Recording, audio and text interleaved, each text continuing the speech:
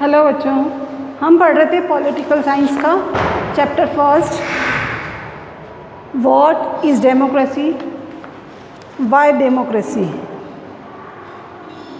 इसमें हम पढ़ चुके थे व्हाट इज़ डेमोक्रेसी। उसमें डेमोक्रेसी की विशेषताएं हमने पढ़ी थी। अब हम पढ़ेंगे व्हाई डेमोक्रेसी। इसमें भी हम पढ़ चुके थे why do we need rule over us, कि हमें जो है हमारे ऊपर रूल की आवश्यकता क्यों है। अब हम पढ़ेंगे इसके आगे what are the kind of rules या काइंड ऑफ गवर्नमेंट, कि गवर्नमेंट के कितनी तरह के प्रकार कौन कौन से, कितनी तरह की गवर्नमेंट होती है, उनके बारे में हम पढ़ेंगे। Since time immemorial all human societies of the world have remain under a rule. It is because in human society,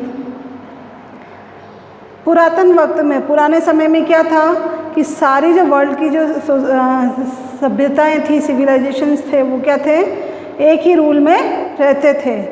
ऐसा इसलिए है क्योंकि the nature of all human is not same, जो सारे इंसानों का जो नेचर है वो एक जैसा नहीं होता है।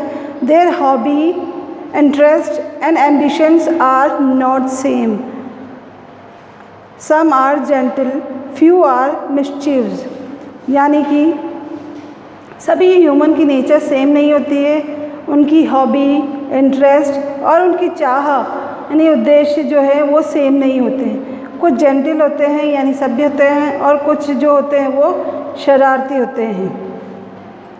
Few are mischievous, as a result conflicts arise and we need a rule to resolve them. Here we shall discuss the form of kind of rules which are typically observed.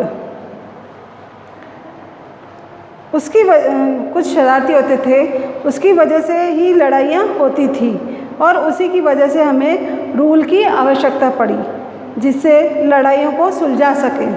आगे हम पढ़ेंगे कि किस किस टाइप के rules आजकल देखे जा सकते हैं। फर्स्ट है anarchy, a society having different locally ruled settlement without a central government body। ऐसी गवर्नमेंट, इसको अराजकता भी कहते हैं, जिसमें ऐसी गवर्नमेंट जिसमें सोसाइटी, जिसमें लोकल रूल सेटल्ड होता है और जो जिसमें सेंट्रल गवर्नमेंट का कोई रूल नहीं होता है। एग्जाम्पल के लिए, following the outbreak of civil war in Somalia in 1991, it entered the state of anarchy। Example के लिए, सोमालिया में जो 1991 में जो युद्ध हुआ था, सिविल वॉर हुई थी, वो इसका एक जीता जागता उदाहरण है। ये जो है अनार्ची में कहलाता है, अनार्ची या अराजकता कहलाती है। सेकेंड है aristocracy, a form of government in which wealthy nobles are given power over those living in lower economic state। Aristocracy में जो है एक ऐसा गवर्नमेंट जिसमें वेल्दी मंत्री हो, और मंत्रियों को या वेल्दी या नोबल जो मंत्री होते थे उनको जो है पावर दी जाती थी, जो अपने से नीची या कम इकोनॉमी स्टेट में रहने वाले लोगों पर रूल करते थे।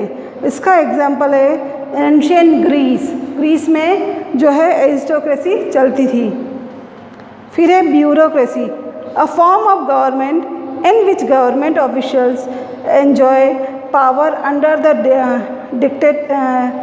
डायरेक्शन ऑफ डिक्टेटर और डेमोक्रेटिक एजेंट। इसके अंदर एक ऐसा गवर्नमेंट फॉर्म है जिसमें गवर्नमेंट ऑफिशियल के पास पावर होती है, जिसमें सारी पावर डिक्टेटर के पास होती है। For example England during 18th century. फिर आता है democracy, a form of government in which the people are given a direct role is choosing the leadership। इस तरह की डेमोक्रेसी में क्या होता है, लोगों को जो है ये अधिकार होता है कि वो अपने लीडर को चूज़ करें। जैसे कि हमारे इसका एग्जाम्पल है एट प्रेजेंट हमारे इंडिया में और यूएसए में। फिर है monarchy, a form of rule in which absolute power and authority are held by a single member of a royal family which is called a king। इस तरह की जो ये डेमोक्रेसी है इसके अंदर क्या होगा, इस तरह की जो गवर्नमेंट है इसमें जिसमें सारी पावर जो है और अथॉरिटी जो है जो रॉयल फैमिली का जो हेड होता है उसके पास होती है और वह राजा कहलाता है। और ये मोनार्ची गवर्नमेंट जो होती है ये जो पीढ़ी दर पीढ़ी चलती जाती है, राजा का बेटा जो होता है वही राजा बनता है। इसमें इसके एग्जांपल है Saudi Arab, Morocco, Oman, Brunel etcetera. About 45 nation in the world have the kind of government. World के करीब 45 कंट्रीज़ जो है उसमें ये गवर्नमेंट चलती है। dictatorship, a form of government in which absolute power lies in the hand of a single person who become ruler either by the military power or by any other means। इसके अंतर्गत सारी power जो है एक ही व्यक्ति के पास होती है, जो रूलर या तो मिलिट्री पावर से बना होता है या फिर किसी और साधन से बना होता है। इसके एग्जाम्पल है 1999 में general Parvez Musharraf overthrew the elected government of Pakistan and become the ruler. इसके अंतर्गत 1999 में जो पाकिस्तान में इलेक्टेड गवर्नमेंट थी उसको हटाकर जो है जनरल परवेज़ मुशर्रफ ने जो है इसमें रूलर बने थे। Theocracy, a form of government in which religious clergy occupy the main role in ruling। theocracy में इसके अंतर्गत क्या होता है, जो धार्मिक पुजारी जो होते हैं उनका रूलिंग में मेन पावर होता है, मेन रोल होता है। जैसे कि ईरान में जो है एक थियोरेटिक स्टेट है। अब थर्ड वाला, which rule is better than others, कौन सा रूल जो है सबसे अच्छा है। Rule is for public, in simple words that rule is better than other which is according to desire, need and leads of ideals of the people। A rule of government which considered public welfare its main responsible is the best। Rule लोगों के लिए होता है, आसान शब्दों में कहें तो वो रूल जो है बेहतर है या बेस्ट है जो लोगों के डिज़ायर, नीड और आइडियल को सपोर्ट करे। Rule when we go through the form of government discussed about the in brief, we find that the structure of democracy makes it more responsible toward its people than others because it is formed by the people themselves।